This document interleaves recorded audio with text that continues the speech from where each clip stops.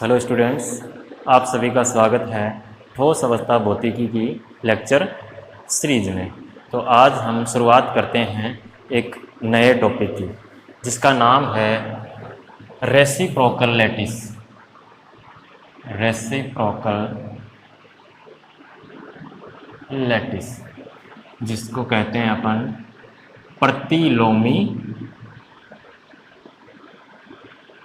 जालक। क्या होता है प्रतिलोमी जालक? क्या होता है? प्रत्येक क्रिस्टल के साथ दो प्रकार के जालक अटैच रहते हैं। प्रत्येक क्रिस्टल के साथ एक जो पहला जालक होता है उसको हम डायरेक्ट लैटिस कहते हैं, जिसके बारे में अपन बहुत डिस्कस कर चुके हैं।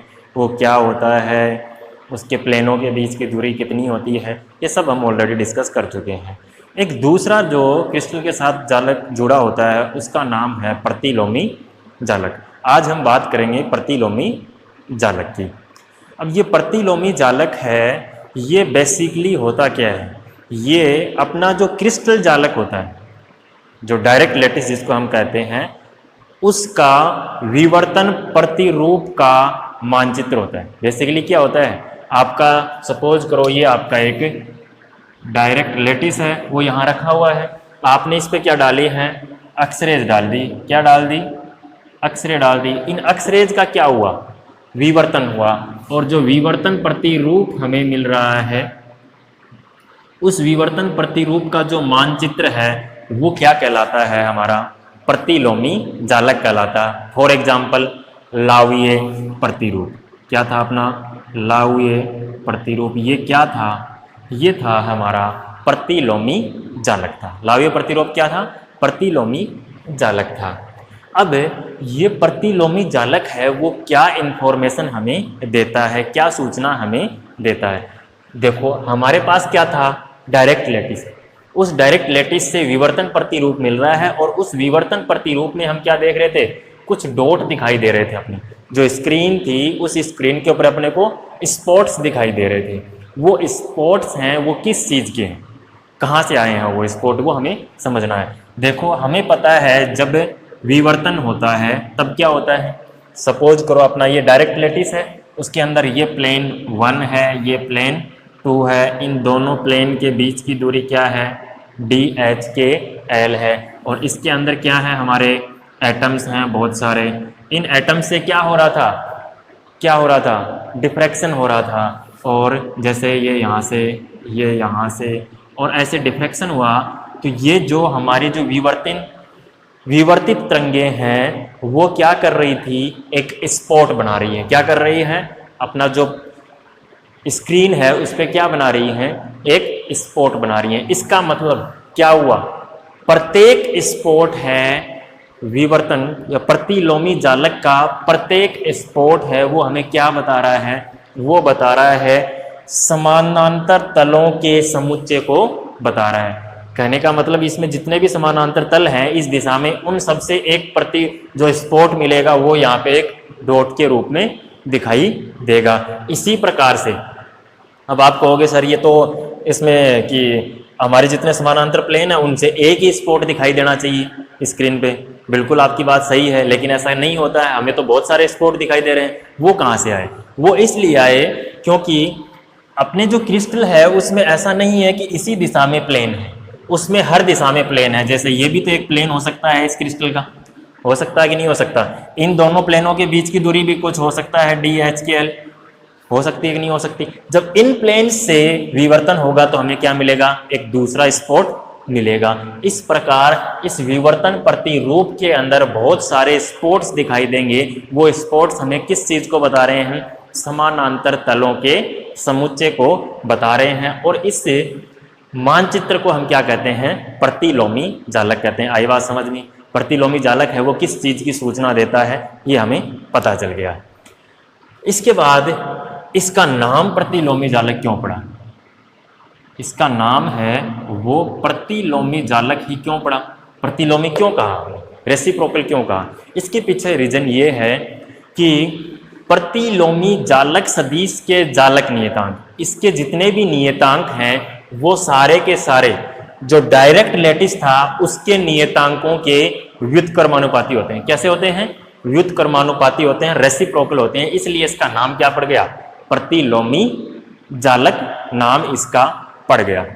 अब बात आती है कि अगर हमारे पास डायरेक्ट लेटिस था और उसकी हमने सारी इंफॉर्मेशन निकाल ली है कि उसके प्लेनों के बीच में दूरी क्या होती है, एक प्लेन कहाँ पे काट रहा है, और 001 प्लेन क्या है, 100 प्लेन क्या है, सारी इंफॉर्मेशन हम पढ़ चुके हैं, सब कुछ हमें पता है, तो फिर हम प्रतिलोमी जालक क्यों पढ़े?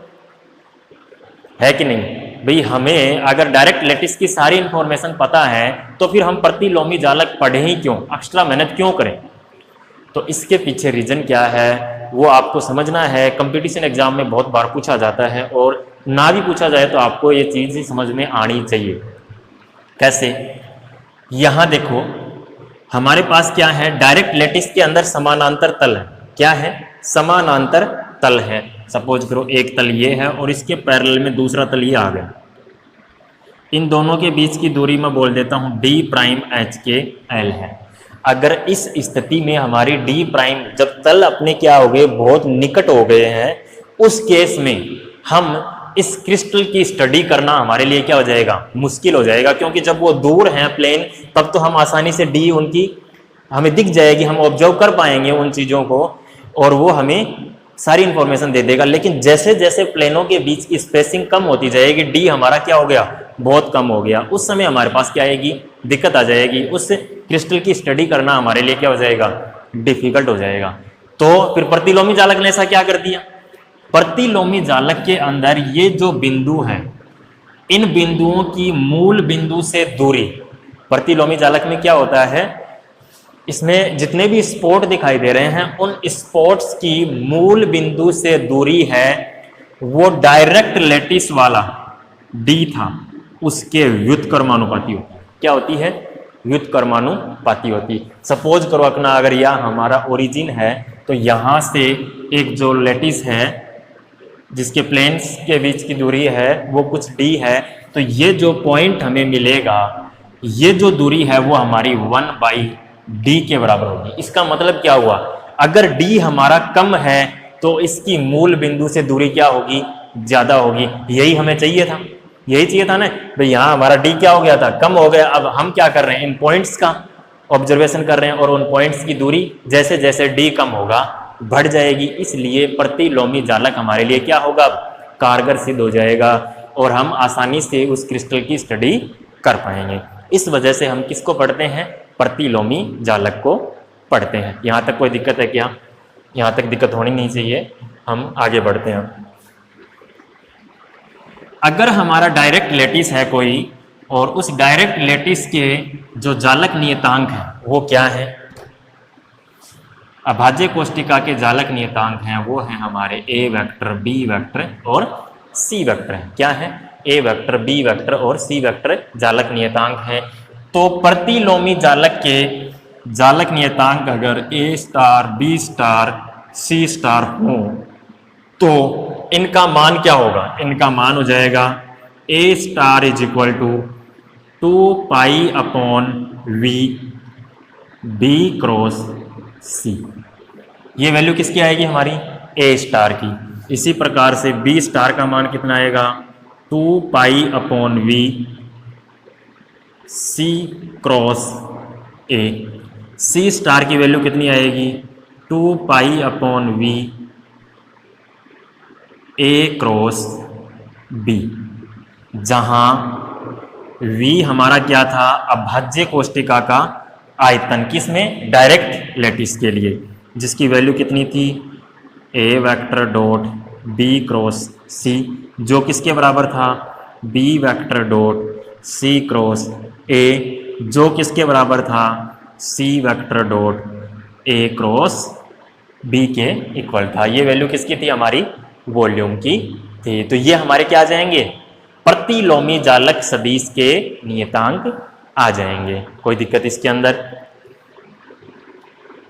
अब देखो, इनके अंदर ये जो हमारा जो डायरेक्ट लेटिस और प्रतिलोमी जालक के जो अभाज्य कोष्टिका के जो नियतांक हैं, उनमें एक रिलेशन होता है। वो रिलेशन कैसा होता है? लंब कोणीय रिलेशन होता है। अर्थात ai डॉट aj का star A I dot A J का स्टार है वो लंब कोणीय होगा, जिसकी वैल्यू आएगी हमारी 2 पाई इंटू डेल्टा आई जे, जहां डेल्टा आई जे क्या है, एक डेल्टा फंक्शन है जिसके बारे में आप अच्छे से जानते हो। अगर i इज इक्वल टू जे होगा उस केस में इस डेल्टा फंक्शन की वैल्यू कितनी आएगी, 1।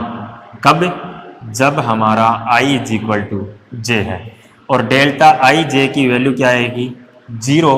कब, जब i हमारा j के इक्वल नहीं हो। इससे यहाँ अपने को क्या मिल रहा है, a डॉट ए स्टार की वैल्यू कितनी आएगी, 2 पाई, b डॉट बी स्टार इसकी वैल्यू कितनी आएगी, 2 पाई, c डॉट सी स्टार की वैल्यू कितनी आएगी, 2 पाई। लेकिन अगर हमारा a डॉट बी स्टार में करूँगा तो इसकी वैल्यू कितनी आ जाएगी, 0 आ जाएगी। कोई दिक्कत है क्या इसमें यहाँ तक? अब हम इस प्रतिलोमी जालक को समझते हैं डायरेक्ट लैटिस की सहायता से। नोट करते रहना अपने साथ साथ और नोट्स बना लेना। बुक आप ऑलरेडी खरीद चुके होंगे ऐसी मैं उम्मीद करता हूँ।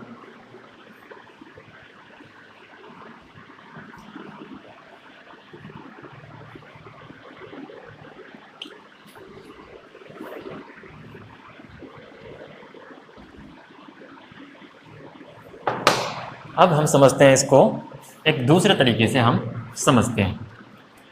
वो क्या है, हमारे पास एक डायरेक्ट लैटिस है।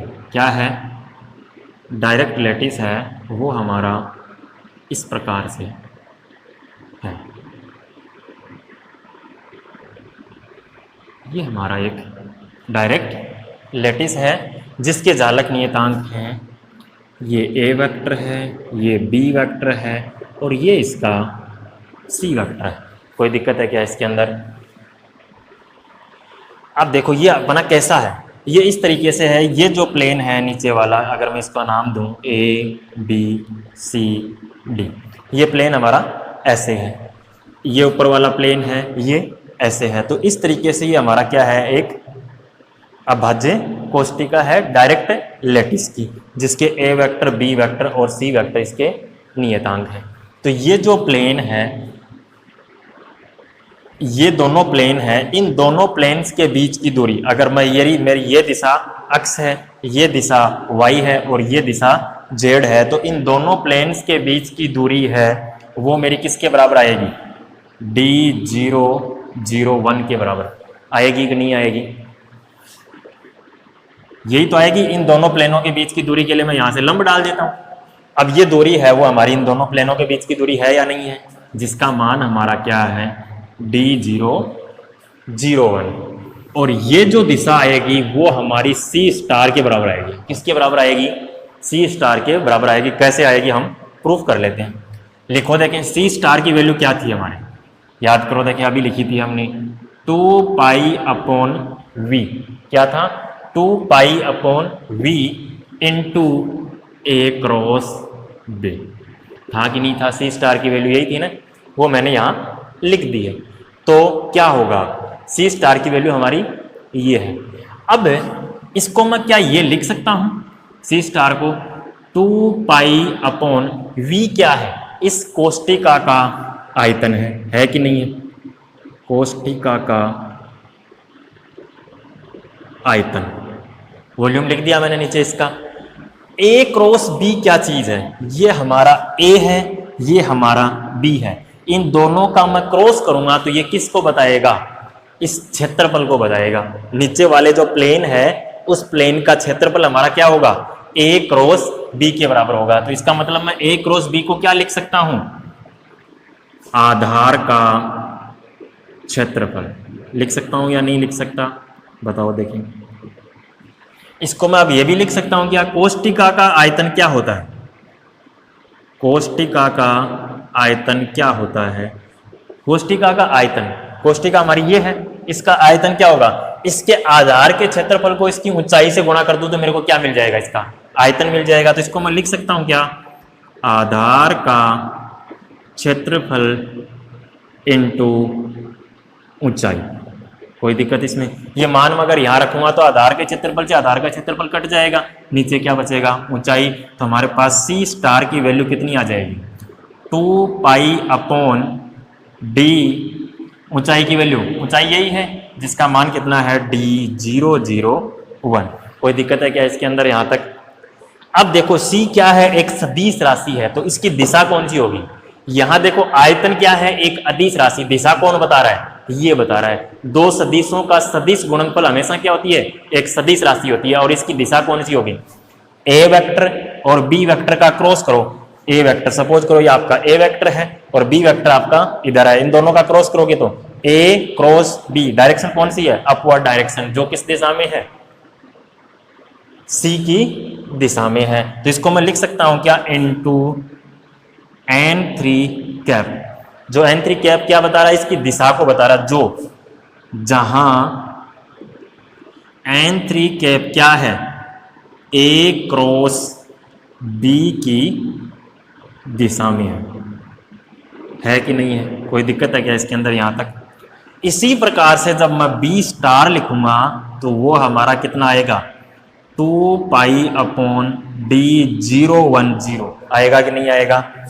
n2 कैप, जहां n2 कैप क्या है? B स्टार के लिए C क्रॉस A की दिशा में है कि नहीं है? इसी प्रकार से मैं A स्टार लिखूंगा तो वो कितना आएगा? 2 pi upon D100 n1 cap, जहां n1 कैप की दिशा क्या होगी? B क्रॉस C की दिशा में। होगा कि नहीं होगा? कोई दिक्कत है क्या इसके अंदर? जैसे हमने C स्टार निकाला था तो हमने क्या किया था? इन दोनों प्लेनों के बीच की दूरी निकाली अपन ने। जब मैं क्या निकालूंगा? B स्टार निकालूंगा, तब मैं क्या करूंगा? इन दोनों प्लेनों के लिए बीच की दूरी निकालूंगा, वो दूरी लंब ये हो जाएगा और उस समय आधार ये हो जाएगा, इसका आधार का क्षेत्रफल। इसी तरीके से A स्टार निकालूंगा तो इन दोनों प्लेन के बीच की दूरी निकालूंगा। निकालेंगे नहीं निकालेंगे? इस प्रकार हमारे पास A स्टार, B स्टार और C स्टार आ जाएगा। इन तीनों सदिशों से प्रतिलोमी जालक सदिश का निर्माण होता है, जिसको हम कहते हैं GHKL, जिसकी वैल्यू कितनी आती है? वो आएगी हमारी HA star plus K B star plus L C star. ये हमारा क्या है?